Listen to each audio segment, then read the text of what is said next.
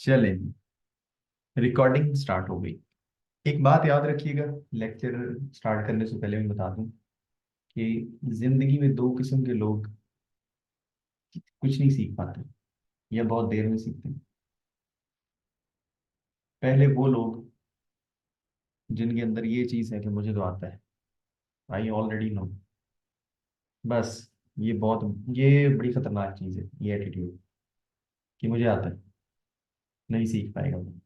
दूसरा जो बंदा शायद शर्माता है, सवाल पूछते हुए, अपनी कंफ्यूजन दूर करते हुए, डिस्कशन करते हुए, कोई चीज़ मैं पूछूं उस चीज़ का जवाब देते हुए। तो शर्म को भी साइड पे रखने सीखते हुए, और इस एटीट्यूड को भी के मैं पहले से जानता हूँ। आप इनको साइड पे कर दें, उसके बाद मेहनत करें, फॉलो करें जिस तरीके से मैं लेके चल रहा हूँ। कोई चीज़ ऐसी नहीं जो आपको रोक सके सीखने से। यकीन करें, थोड़ी सी मोटिवेशन जो है ना वो जरूरी होती है, थोड़ी सी डोज। ऐसे लोग भी टेक सीख के गए हैं जो सिर्फ सिर्फ और सिर्फ इंटर पास, एफए किया हुआ है, टेक सीखा है। एक बच्चा है फैसलाबाद का, उसका अपना कोई बहुत बड़ा बिजनेस है, फैमिली। तो उसको कोई कंसल्टेंट पसंद नहीं आ रहा था। उसने सोचा मैं खुद सीखता हूँ। ये कंसल्टेंट लोग जो है ना, कभी कोई कहानी कभी कोई कहानी, ये वो पैसे वैसे तो कई लोग बड़े बनाते हैं। उस बच्चे ने खुद सीखा, इनकम टैक्स भी, सेल्स टैक्स भी, कंपनी रजिस्टर्ड थी, लिमिटेड लाइबिलिटी कंपनी रजिस्टर्ड थी, उस कंपनी की रिटर्न वो बच्चा खुद करता है। वो अपनी सेल्स टैक्स की रिटर्न खुद करता है। कोई मसला है मुझे डिस्कस कर लेता है। उसको पढ़े हुए 3 साल हो गए। अब वो क्या है कि वो उसने टैक्स कंसल्टेंसी भी स्टार्ट कर दी फैसलाबाद में। आगे उसने, उसको मैंने मोटिवेट किया कि यार एजुकेशन अपनी इम्प्रूव करो, साथ साथ इसको लेके चलते रहो। तो वो उस तरफ भी आ गए। अगर वो कर सकता है, आप मैं हम क्यों नहीं? ठीक है जी, चले आप स्टार्ट करें। कल हमने यहाँ तक पढ़ा था, हम अलाउंसेस के बारे में बात कर रहे थे और एक्सपेंडिचर रीइंबर्समेंट, इनका हमने डिफरेंस देखा था कि अलाउंस की नेचर ये होती है कि वो प्री डिसाइडेड होता है, पार्ट ऑफ सैलरी होता है, नॉर्मली फिक्स्ड होता है, मंथली बेसिस पे आपको सैलरी के साथ मिल जाता है, फुली टैक्सेबल होता है अदर देन मेडिकल अलाउंस। उसके बाद लेकिन वो कहता है कि however allowances paid to meet official duty are not taxable. इस पे मैंने कल बात की थी, कोई अलाउंस ऐसा मिल रहा है आपको जिसमें आपको किसी किस्म का कोई फायदा नहीं, मुझे पर्सनली किसी किस्म का कोई बेनिफिट नहीं, तो क्या होगा? वो अलाउंस टैक्सेबल नहीं होगा। बेनिफिशियरी देखा जाएगा, हु इज बेनिफिशियरी। जो बेनिफिशियरी टैक्स उसके ऊपर है। अच्छा, लोग ना, एक गलत स्टेटमेंट लोगों की होगी कि जिसको पैसे रिसीव होंगे उसके ऊपर टैक्स है। याद रखें, टैक्स हमेशा पैसों के ऊपर नहीं। समटाइम ऐसे भी आपको नजर आएगा कि पैसे रिसीव हो भी गए, टैक्स नहीं। समटाइम आपको ऐसा नजर आएगा पैसे नहीं मिले, सिर्फ बेनिफिट मिला है, लेकिन टैक्स है। टैक्स बेनिफिट्स के ऊपर है, चाहे वो मॉनेटरी हो या, हाँ जी ठीक है, वो जरूरी नहीं कि मॉनेटरी टर्म्स में ही हो, नॉन कैश बेनिफिट्स के ऊपर भी टैक्स है। आज हम उसको भी थोड़ा देखेंगे। तो आगे हमने ये भी जिक्र कर लिया था, लेकिन चले एक दफा फिर। एक्सपेंडिचर रीइंबर्समेंट, इसमें कि आपने खर्चा कर लिया, खर्चा करने के बाद आपने लाके बिल्स प्रेजेंट किए, रीइंबर्समेंट होगी, टैक्सेबल। लेकिन इसमें भी देखा जाएगा कि बेनिफिशियरी कौन है। अगर एम्प्लॉय बेनिफिशियरी है तो एम्प्लॉय के लिए ये अमाउंट फुली टैक्सेबल होगी, फुली टैक्सेबल। अब जैसे मैंने इसमें एक एग्जांपल दी थी मीटिंग की, आपका कोई ऑफिशियल टूर है, आप गए हैं, मीटिंग अटेंड की, वापस आए, आना जाना खाना पीना रिहाइश हर चीज़ का खर्चा आपने अपनी जेब से किया, और वापस आके वो पैसे वापस ले ली। तो ये देखें, आपने एम्प्लॉयर के बिहाफ पे कोई खर्चा किया था। बेनिफिशियरी एम्प्लॉयर था ना, आपकी कंपनी थी, आपने उनके बिहाफ पे अपनी जेब से पैसे खर्च कर दिए, आपकी ड्यूटी तो नहीं थी, और वापस आके वो रीइंबर्समेंट होगी। तो ये सिंपली सेटलमेंट है, एक ऑब्लिगेशन या लाइबिलिटी, उससे ज्यादा कुछ नहीं। ये इफेक्ट नलिफाई हो जाएगा अगर मुझे, देखिए मेरी एक गाड़ी है और बिल्कुल पर्सनल है, उसका मैं कोई काम करवाता हूँ, जो खर्चे बर्चे होते हैं बिल लेके जाता हूँ, जितनी भी रीइंबर्समेंट होती है, जितने भी पैसे वो मुझे देते हैं, वो टैक्सेबल होंगे क्योंकि मेरी ज्यादा गाड़ी थी, बेनिफिशियरी में। बस ये याद रखिए। अब आगे कह रहे हैं जी, any amount paid to enter into employment relationship, is fully taxable. आपने क्या किया? एक जगह आप पहले जॉब कर रहे थे, चलो मैं अपनी एग्जांपल लेता हूँ, मैं एक जगह पहले जॉब कर रहा हूँ, वहां से मुझे 1 लाख रुपए मंथली मिल रहा। एक और जगह से ऑफर आई, उन्होंने कहा यार 130 135 ले लें, हमें ज्वाइन कर लें। मार्केट में जब नए ग्रुप्स आते हैं ना, तो वो देखते हैं कि मार्केट में कौन सा बंदा अच्छा है, कौन किस बंदे की हमें जरूरत है। नॉर्मली सेल्स और मार्केटिंग के लोग वो तोड़ते हैं पुराने ग्रुप्स, या फिर ऑपरेशंस के। अब उन्होंने मुझे अप्रोच किया, डिफरेंस 30 35 हज़ार रुपए का था। मैंने अंदर से देखा, मैं कहा नहीं यार, बंदा अच्छा नहीं लगता। 30 35 हज़ार रुपए के पीछे बंदा स्विच कर जाए। मुझे यहाँ पे और भी बहुत से बेनिफिट्स मिलते हैं जो इनको नहीं मालूम, जो मुझे ऑफर कर रहे हैं। तो मैं नहीं जाऊंगा। और वैसे भी यहाँ पे स्टेबिलिटी है, मैं 7 8 साल से जॉब कर रहा हूँ, आगे जॉब पता नहीं नया नया ग्रुप है, सरवाइव कर पाए ना कर पाए, उसके बाद फिर मैं जॉब ढूंढता फिरूँ। तो मैंने सिंपली रिफ्यूज कर दिया। उन्होंने मुझे एक और ऑफर दी कि हम आपको लमसम एक अमाउंट देंगे, वो जितनी भी हो सकती है, 4 times of salary, 5 times of salary, जितनी मैं करंट ले रहा हूँ उसका। 4 लाख ले लें, 5 लाख ले लें, 6 लाख ले लें, और बस आ जाए। ये सिर्फ साइनिंग या ज्वाइनिंग अमाउंट है, आपको हम एज ए गिफ्ट दे रहे हैं। अनएथिकल जरूर है, इलीगल नहीं है। आपने वो पैसे ले लिए और ज्वाइनिंग दे दी, ले जी, फुली टैक्सेबल, फुली टैक्सेबल। अब जब आपने ये काम किया कि पैसे लेके वफादारी तब्दील कर ली, तो उसके बाद क्या हुआ? अब आपकी लॉयल्टी पे बहुत बड़ा क्वेश्चन मार्क आ गया। अब जिस ग्रुप ने करंटली आपको हायर किया है, वो भी आप पे ट्रस्ट नहीं कर रहे। उन्होंने क्या किया? उन्होंने कहा कि यार ठीक है, आप हमारे पास आए हैं, वेलकम, आपने हमें ज्वाइन कर लिया, लेकिन ये एक और जरा बॉन्ड और ये या कोई एग्रीमेंट टाइप है, इसको साइन करते हैं। इस पे लिखा हुआ है कि 2 साल या 3 साल आप कहीं और नहीं जा सकते। अच्छा, वैसे इसकी कोई वैलिडिटी होती नहीं है, लेकिन चले, किसी ने आपसे ये लिखवा ली, हमने लिख दिया, साइन कर दी, लेकिन हमने कहा कि मैं इसकी भी कोई अमाउंट, इसके अगेंस्ट कुछ ना कुछ चार्ज करूंगा। उन्होंने कहा ठीक है भाई, क्या लेना वो ले लें, जो अमाउंट मुझे रिसीव हुई वो भी टैक्सेबल। अब आगे चलते हैं। अब आ रहा है जी ट्विस्ट। लेकिन अब थोड़ा सा ना आप लोगों की तरफ से भी रिस्पॉन्स आना चाहिए। आप लोग बिल्कुल खामोश हैं, अगर ऐसे रहेंगे तो आपको लगेगा कि क्लास नहीं हो रही, ऐसे लगेगा क्लास नहीं हो रही। तो बीच में थोड़ा थोड़ा रिस्पॉन्स देते हैं, क्योंकि नॉर्मली ये होता है कि चैट में इस वक्त तक बड़े क्वेश्चंस आ चुके होते हैं, लेकिन आज मैं हैरान हूँ, अभी तक कुछ भी नहीं आया। खैर जी, आगे देखिएगा। हम अब बात करने जा रहे हैं गोल्डन हैंडशेक रिसीट्स की। आप में से कोई जानता हो कि गोल्डन हैंडशेक क्या है? ये आप में से ही कोई बंदा बताएगा। वो कहते हैं ना फर्ज किफाया, एक बंदा नमाज जनाजा पढ़ ले, फर्ज किफाया अदा हो जाता है। एक बंदा पूरे मोहल्ले में से इत्काफ बैठ जाए, सबकी तरफ से फर्ज अदा हो जाता है। तो ये भी फर्ज किफाया है। अब हम यहाँ पे रुक जाएंगे। गोल्डन हैंडशेक रिसीट्स के हवाले से कोई आप में से बताएगा चैट में, हल्का सा, मैं ये नहीं कह रहा कि बहुत लंबी चौड़ी एक्सप्लेनेशन, होता क्या है, उसके बाद हम आगे चलेंगे। मैं सिर्फ ये बता दूं कि हम ये पढ़ने लगे, amount paid on termination of employment, specifically golden handshake receipts. इसके लिए दो ऑप्शन हैं, इसका टैक्स ट्रीटमेंट मैं बताऊंगा, लेकिन आप थोड़ा सा, मुझे अंदाजा भी हो ना कि आप लोग पहले से कितनी चीजें जानते हैं, कितने नॉलेजेबल। मेडिकल बिल्स का अलग है। मैं कल कल का लेक्चर में ना मैंने बात की थी कि मेडिकल पे मैं डिस्कशन करूंगा। मेडिकल को मैंने इसलिए एक्सक्लूड करवाया हुआ है। अगर आज वक्त मिला तो इंशाल्लाह आज ही हम देख लेंगे, अगर आज वक्त नहीं मिला तो हम इसको कल पे ले जाएंगे, ठीक है। मेडिकल में वैसे अगर खाली आपको मेडिकल अलाउंस मिल रहा हो तो वो एग्जेम्प्ट है 10% ऑफ बेसिक सैलरी तक, 10% ऑफ बेसिक सैलरी, ठीक है। बाकी डिस्कशन इंशाल्लाह फिर इसके अंदर 4 5 पॉइंट्स और हैं, उनको भी हम डिस्कस करेंगे, फिर चीज़ों को अनलॉक करेंगे।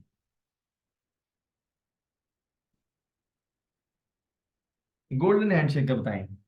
यहाँ पे अपनी ब्रेक है जी, आप समझो मुझे आता ही नहीं, ले जी समझ लें, सपोज कर लें ये जो पढ़ाने वाला बैठा है उसको नहीं पता गोल्डन हैंडशेक क्या है, वक्ती तौर पर।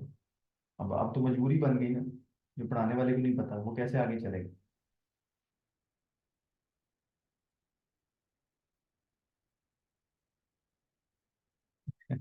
चले चले चले, काउंटडाउन स्टार्ट है।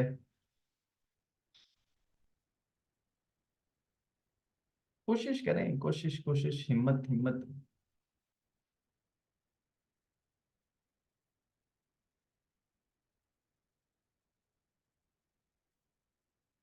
टैक्स सीखना बड़े जज्बे का काम है, ठंडे बंदे का काम नहीं है। जज्बा होना चाहिए, बंदा सीख जाता है।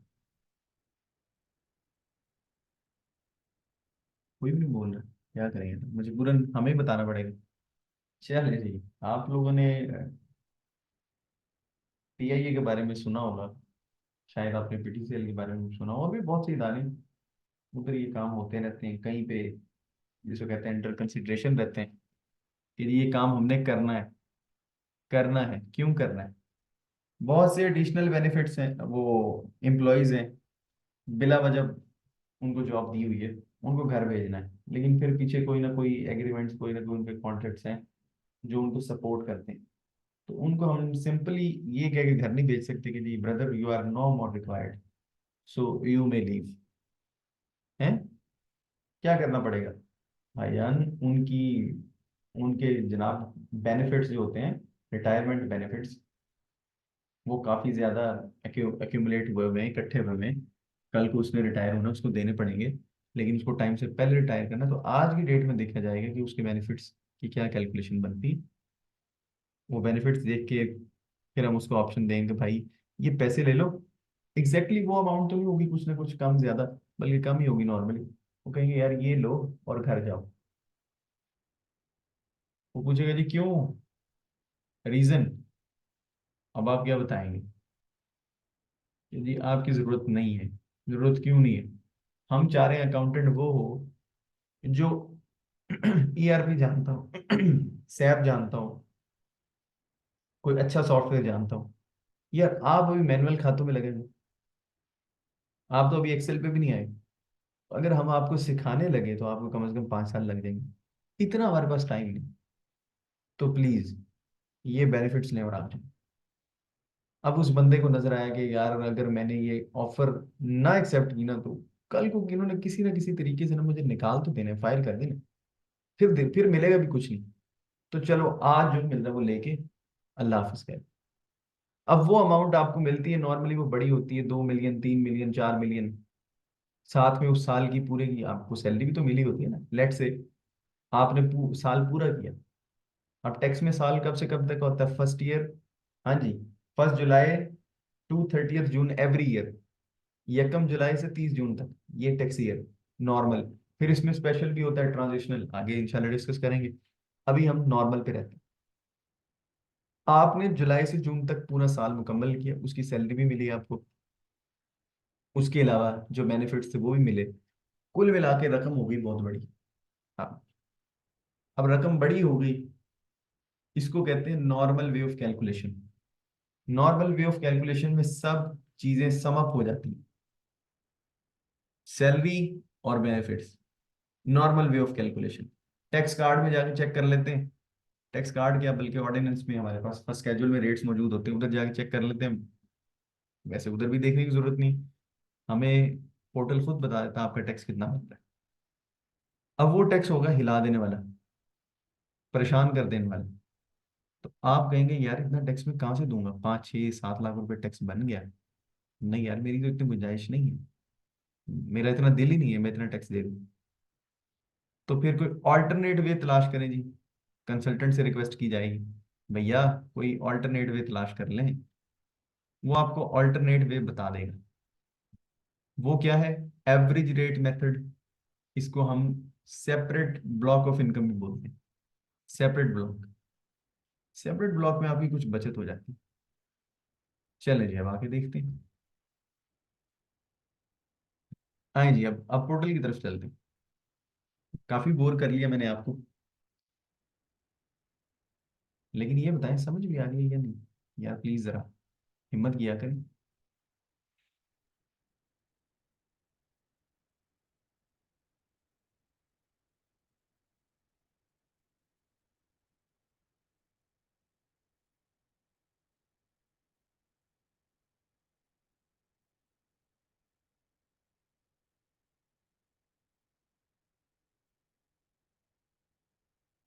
अभी मैं खामोश हूँ, परेशान ना होइएगा, आवाज नहीं आ रही। जो चीजें पहले से मौजूद हैं उनको हम कर लेंगे रिमूव।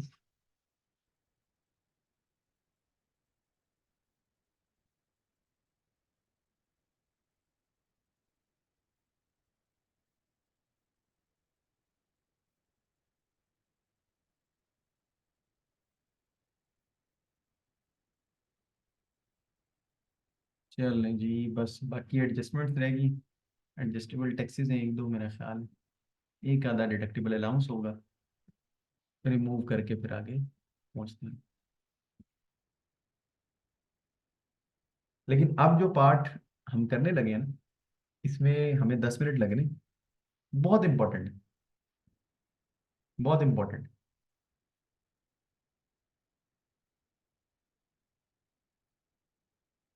अच्छा जी, अभी भी काफी लोग कह रहे हैं I want to join, I want to join. हम तो जी 2-3 दिन से तबलीग में मसरूफ थे। वही 3-4 लोग बोल रहे हैं कि मुझे ज्वाइन करना है। चले जी, मोस्ट वेलकम, हमारे लिए तो सब एक जैसे।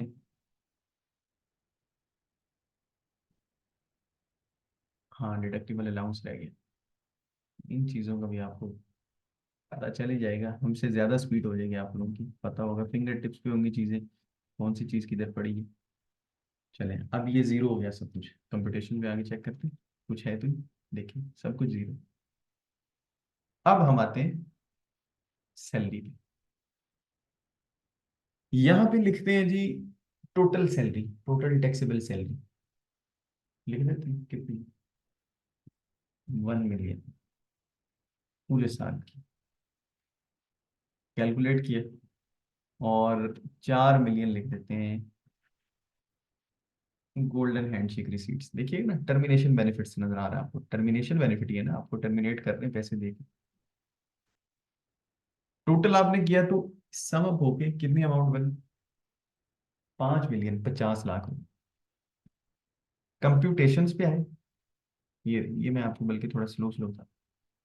आपको पोर्टल कुछ ऐसा नजर आएगा, इसमें आप यहाँ पे क्लिक करेंगे। इसमें फिर लास्ट ऑप्शंस पे जाएंगे, वेरी लास्ट ऑप्शन। तो आप देखेंगे आपका टैक्स जुल्म हो गया। जुल्म हो गया।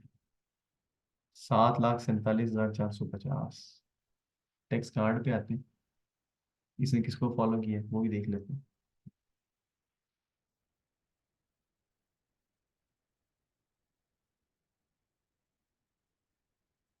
149। 149 क्योंकि खाली सैलरी 149। 5 मिलियन तक आप देखना चाहें तो वो कुछ ऐसा कह रहा है कि 3.6 मिलियन, 36 लाख रुपए तक 4,05,000 रुपये टैक्स। उससे ऊपर जितनी भी अमाउंट है उसके ऊपर 25%। तो हमारी इससे अमाउंट एक्सीड कितनी कर रही, कितनी एक्सीड कर रही? टोटल 5 मिलियन है। 36 लाख को साइड में करते हैं, पीछे 14 लाख रुपए बचते हैं। लेकिन हम इसको जरा राउंड ऑफ करते हैं। हम इसको करते हैं जी 3.6 +1 मिलियन। 4.6। 4.6 करने के लिए जरा आपकी आसानी कर रहा हूँ। 4.6 करने के लिए मुझे इसको 3.6 करना पड़ेगा। नहीं जी, समझ लें, इसका तो फैसला हो गया कि इसके ऊपर कितना टैक्स है। इसके ऊपर 4,05,000। इससे जो अमाउंट एक्सीड करेगी उसके ऊपर कितना है, यहाँ से देख लें।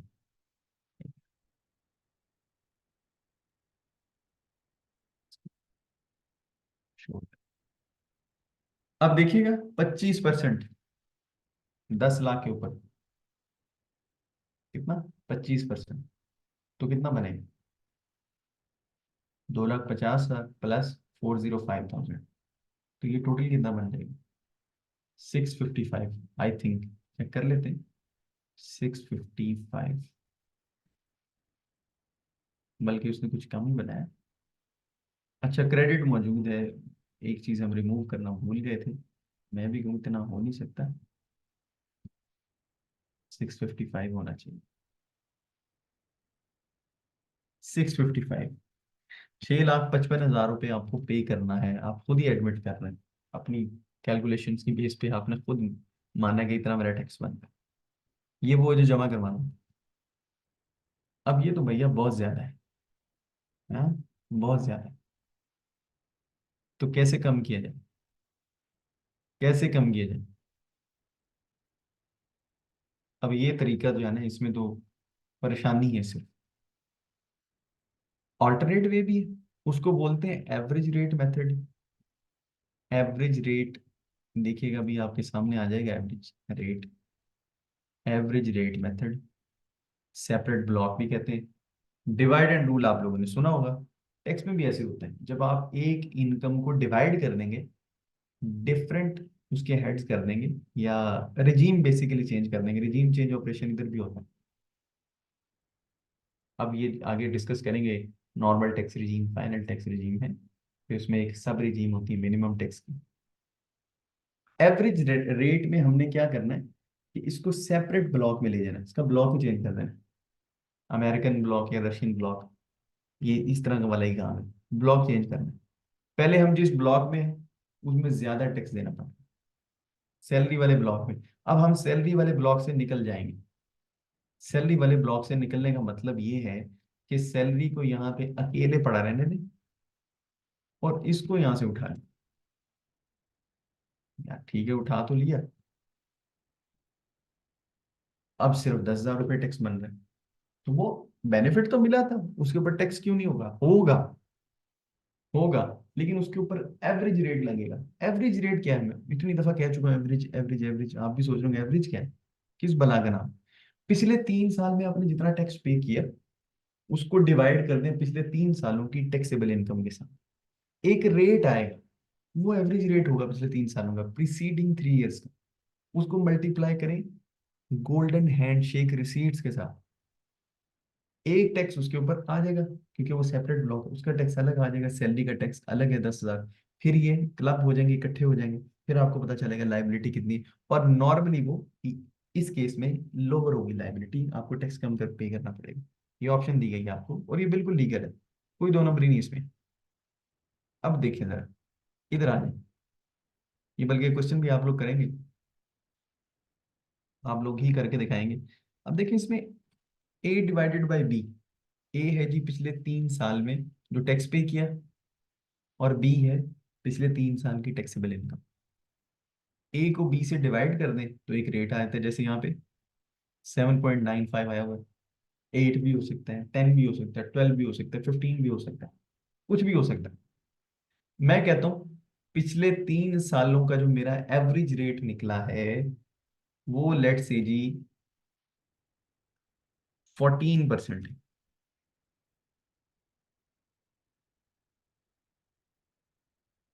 तो देखिएगा। हाँ ठीक है, ठीक है, चले आ जाएंगे। तो फिर मैं क्या करूंगा? अभी तक सिर्फ सैलरी लिखी हुई, देखें कुछ और तो नहीं नजर आ रहा। सैलरी है, उसके ऊपर टैक्स है, नीचे भी एंड पे 10,000 रुपये ही नजर आ रहा है। अब यहाँ पे आ जाए, final fixed minimum, average, relevant और रिड्यूस्ड टैक्स। आगे आते जाए नीचे, जब तक सेक्शन 12 सब सेक्शन 6 ना नजर आ जाए आपको। नजर आ जाए तो रोक लीजिएगा। आ गया जी। Employment termination benefits under section 12 subsection 6 chargeable to tax at average rate. Amount कितनी है भैया? 3.6 मिलियन। एवरेज रेट कितना है? 14%। पिछले 3 सालों की एवरेज है। कैलकुलेट कर दें इसको। 504, 504 प्लस 10,000, 604। नहीं नहीं, बल्कि भाई 514 क्या हो गया, मैंने लाख रुपए ऐड कर दिए। 514, 514। इस केस में 5,14,000 रुपये। पहले हमने जो किया था नॉर्मल वे ऑफ कैलकुलेशन जो अडॉप्ट किया था, उसमें कितना था? कुछ याद है? कुछ याद है? मैं जानबूझ के पूछ रहा हूँ, आप लोगों से पूछ रहा हूँ, कुछ याद है?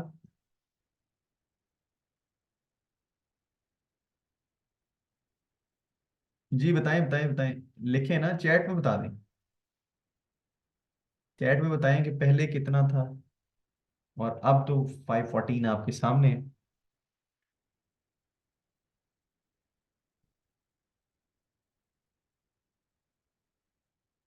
खामोशी से मतलब नहीं सुन रहे। नहीं सुनेंगे तो काम कैसे चलेगा? हाँ जी, हाँ, इतना आइडिया होना चाहिए। इतना इतना। पहले था 655, अब है 514। 5,14,000 और 6,55,000, कितना फर्क है? तो आप किसको अडॉप्ट करेंगे? आपको कौन सा मेथड बेहतर लगेगा? जिसमें टैक्स कम है। क्लाइंट को वही अच्छा लगेगा। वो आपकी फीस भी थोड़ी सी बढ़ा देगा। ठीक है यार, आप लीगली मेहनत कर रहे हैं, आपने मेरे लिए इतनी कोशिश की है, चलिए। अगर एहसास करने वाला हो और शऊर रखने वाला हो। जो आदमी शऊर से खाली है उसको क्या पता यार कि इसने मेहनत की है क्या की है। तो ये हैं दो मेथड्स गोल्डन हैंडशेक को ट्रीट करने की। अब ये क्वेश्चन है, ये मैं सिर्फ पढ़ देता हूँ सिंपली। सॉल्व आप लोगों ने खुद करना है। असाइनमेंट है। Mister Armash is an employee of X Y Z company या लिमिटेड आप कह सकते हैं। He has provided you with the following details for tax year 2021। His basic salary per month आ रही है is 80,000 per month. Dearness allowance, ये जो हमारी सैलरी बढ़ती है ना एनुअली, इन्फ्लेशन को बीट करने के लिए, ये होता है डियरनेस अलाउंस। 5%, 10%, जो बजट में भी अनाउंस होता है जी, फला स्केल के जो है वो एम्प्लॉयज उनकी इतनी बढ़ाई गई। ये डियरनेस अलाउंस होता है। ये 5,000 रुपये पर मंथ है। House rent allowance 7,000 per month है। ये बंदा रिटायर कब हुआ? 30 अप्रैल 2021 को। इसका मतलब इसने टैक्स ईयर पूरा नहीं किया। टैक्स ईयर स्टार्ट होता है 1 जुलाई से, एंड होता है 30 जून। जून इसने नहीं गुजारा और मई नहीं गुजारा। कितने महीने शॉर्ट है? 2 मंथ शॉर्ट। कितने महीने काम किए? 10 महीने काम किए। तो सैलरी कैलकुलेशन कितने महीनों की बेस पे होगी? 10 महीनों की बेस पे होगी। आगे कहते हैं जी, golden handshake received on retirement amount to rupees 1950,000। Details of preceding 4 years। हाँ जी, taxable income and tax liabilities is as follows. हमें चाहिए 3 साल, क्योंकि थोड़ा सा मेरा जिसको कहते हैं ना मसरूफियात या शौक कह लें, सीए और एसीसी को पढ़ाने का भी था। आजकल थोड़ा सा उसको साइडलाइन किया हुआ है, क्योंकि उस पर जान बड़ी मारनी पड़ती है। स्टूडेंट्स इतनी देर में ना, जितनी देर में मेरी क्लास हुई है, यकीन करें 25-30 क्वेश्चन आ जाते हैं। वो फिर सारा दिन अपना काम जो है वो टैक्सेशन का, अपनी कंसल्टेंसी उसको देख के ना, उसके बाद फिर इतनी हिम्मत नहीं हुई होती कि उनको पढ़ाया जाए। फिर उनकी असाइनमेंट्स, उनके जनाब टेस्ट, ये वो चेक करना बड़े मामला। फिर वो नॉर्मली भी बड़ा सर खा के रखते हैं। तो देख, ये उनको कंफ्यूज करने के लिए इस तरह के क्वेश्चंस बनाए जाते हैं कि देखते हैं वो इस चीज तक पहुंच पाते ही नहीं। कई लोग क्या करते हैं, 4 years की बेस पे ही कैलकुलेशन कर देते हैं। हालांकि टेक्स्ट में हमें क्या कहा गया, गाइडेंस क्या है कि 3 साल, प्रीसीडिंग 3 years। ये टैक्स ये 2021 है तो रेलिवेंट है 2020, 2019, 2018। उसकी टैक्सेबल इनकम देख लें, उसको सम अप कर लें, और टैक्स लाइबिलिटी को सम अप कर लें। फिर आप एक रेट निकाल लें इनको डिवाइड करके, A/B। अब बाकी आपने क्या करना है, यहाँ पे basic salary, dearness allowance, house rent allowance, ये पर मंथ है, इसको मल्टीप्लाई बाय 10 कर लेना है, क्योंकि 10 महीने तो काम किया ना। गोल्डन हैंडशेक का टोटल जो भी है 1950, इन सब को सम कर लेंगे, टैक्सेबल इनकम बन जाएगी। उसके ऊपर आप टैक्स कार्ड से जाके जाके चेक करेंगे कि हमारा टैक्स कितना बनता है। ये हो जाएगा normal way of calculation. Separate block के एवरेज रेट में क्या है, सैलरी को हमने अलग कर दिया, देखिए यहाँ पे सैलरी नजर आ रही है। इसका टैक्स भी अलग कैलकुलेट कर लिया। और गोल्डन हैंडशेक को हमने अलग कर लिया, उसकी अमाउंट यहाँ पे लिखेंगे और उसका टैक्स इस रेट के मुताबिक कैलकुलेट कर लेंगे। फिर टोटल कैसे बनेगा, गोल्डन हैंडशेक का टैक्स और सैलरी का टैक्स, ये आप लोगों ने करना। ठीक है जी। Golden handshake. हाँ जी, आइए समझ सब लोगों को गोल्डन हैंडशेक क्या है। चले, वो तो सबको पता चल ही गया था। ट्रीटमेंट क्या है? पहला तरीका है कि इसको हम नॉर्मली ट्रीट कर सकते हैं, normal way of calculation follow करके। इसको सैलरी का पार्ट बना दे, और इसके ऊपर जो नॉर्मली टैक्स कैलकुलेट हो रहा है वो पे कर दें, बात खत्म। लेकिन वो नॉर्मली हायर होता है। दूसरा तरीका क्या है, एवरेज रेट मेथड, उसको फॉलो करें। इसको, इसके लिए एक और नाम भी है, सेपरेट ब्लॉक ऑफ इनकम, और वो मैंने आपको करवा दिया है। अब मेरा ख्याल है कि जी जी जी बिल्कुल, एनटीआर, बिल्कुल जी बिल्कुल, नॉर्मल टैक्स रिजीम। और एक है जी FTR, final tax regime. Final का ही ये, फाइनल के साथ साथ ये चीजें आपको सब नजर आ रही होती पोर्टल पे, जरा देखिएगा। ओहो, रिवर्स क्लिक की बना दिया।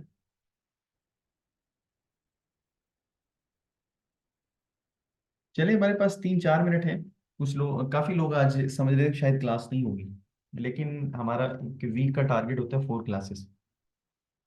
तो इस वीक अभी 2 क्लासेस हुई थी मेरे ख्याल, शायद कल तक आई थर्ड क्लास। मैं उम्मीद कर रहा हूँ कल भी क्लास होगी और लोग मौजूद होंगे। जी, है चांस।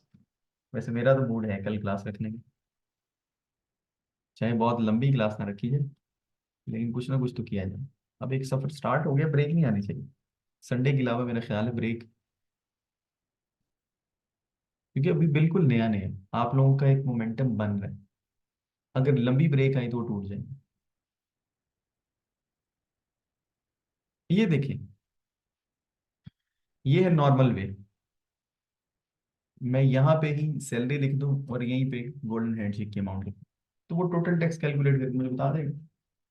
सेपरेट ब्लॉक क्या है, आप सैलरी को अलग रखें और उसको यहाँ पे ले आए, फाइनल फिक्स मिनिमम एवरेज और रेलिवेंट और रिड्यूस टैक्स, यहाँ पे लाके लिखें जी, इतनी अमाउंट रिसीव हुई थी, एवरेज रेट इतना था, उसके ऊपर वो टैक्स कैलकुलेट करेगा 504,000, और सैलरी का अलग कैलकुलेट करेगा, उनको सम अप कर देगा, आपको बता देगा टोटल लाइबिलिटी कितनी बनी। आप कंपेयर कर लें, जिसमें आपको बेनिफिट नजर आए उसको आप अडॉप्ट कर लें। सिंपल है जी। हाँ जी, कोई बंदा ऐसा हो जो कि मुझे तो बिल्कुल ही नहीं समझ आई, कोई ऐसा, कभी कभी तो ऐसा होना चाहिए।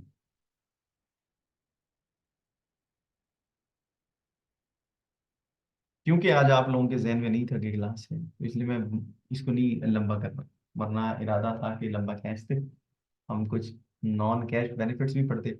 लेकिन वो टॉपिक ऐसा है, वो घंटा ले जाता है, वो नाना करते भी घंटा ले जाता है। अगर अभी स्टार्ट कर दिया तो तकरीबन 40 मिनट गुजरने वाले हैं, 1 घंटा और हो जाएगा, तो तकरीबन लोग जो है ना वो आधे नींद में चले जाएंगे।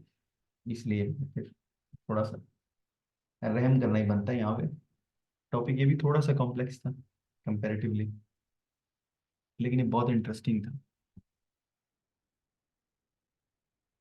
अच्छा, श्याम भाई, आसिम भाई, तमाम भाई, एक दो दोस्त ऐसे हैं जिनका नाम मौजूद नहीं है, तमाम भाई। हाँ जी, समझ आ रही है।